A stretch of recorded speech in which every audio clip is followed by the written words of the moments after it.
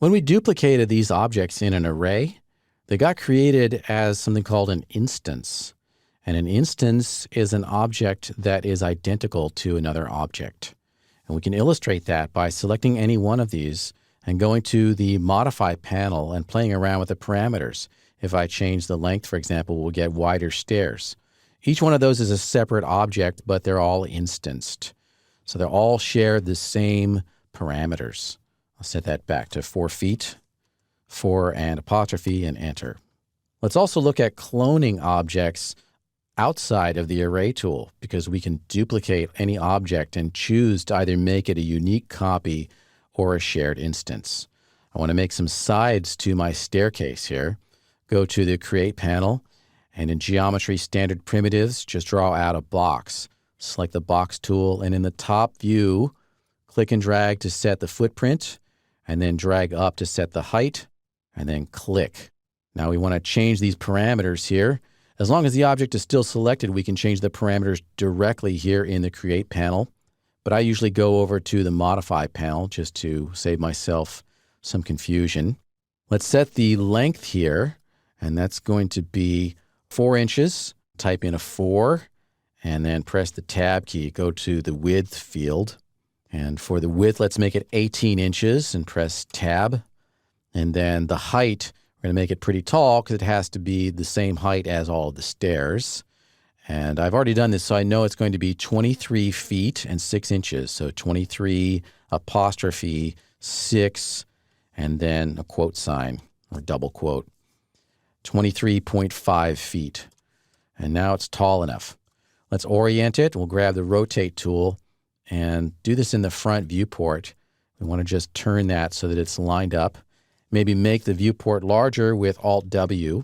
And then position. Let's switch over to the Move tool, which is the W key. Just want to position this so that the side, or the top or bottom here, rather, is going to be actually below the floor. We're going to later chop this off and kind of make it pretty, but for now we just want to position it there so that it's completely below the floor. And then rotate it a bit. You can eyeball that. If you want more precise control over any one of the transforms, then you can go into the transform type-in area down here and either enter it in or play with the spinner values. I'm giving it a value of about negative 53.4 or something like that. So now we've got that positioned in at least 2 axes. Let's go to the top view with Alt-W, and we want to move it towards the stair steps. We want this to line up with our stairs, so for the Y position, I'll give it a value of 2 feet and 2 inches exactly. All right, so that's our original box that's the side for the stairs, and we want to make a duplicate of that. And to make a clone, you can do it in 2 ways, either use a menu or use an interactive transformation. The menu is under Edit, Clone. And when you do this, you get the Clone Options dialog in which you can choose Copy, Instance, or Reference and give it a name. But we can also interactively clone. So let's look at that. I'm going to cancel out of this dialog. And to interactively clone, choose a transform tool such as the Move tool. Hold down the Shift key on your keyboard and then change the position of the object. So just click and drag. So Shift drag is clone. Now we can choose to make a copy, instance, or reference. A copy has no connection to the other object.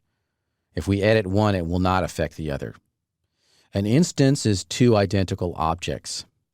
And a reference is a sort of copy in which some of the properties are shared. If you make a reference, then the new object can have other effects stacked on top of it, but it will also change if you adjust the original object. Instance is the simple one. Go ahead and click OK. And now we've got another instance, another clone. I just want to position that and line it up. I've got the Move tool selected and set its Y position to positive 2 feet and 2 inches. And now it's lined up perfectly. If we need to make changes to these properties here, we can select either one of them and then go in and change things like the length and width and so on. I'll undo that with Control Z. All right, that's how you make clones. Clones and instances are really super useful, especially if you have many identical objects. Don't make a lot of copies, but instead use instancing because you can change all the copies simultaneously.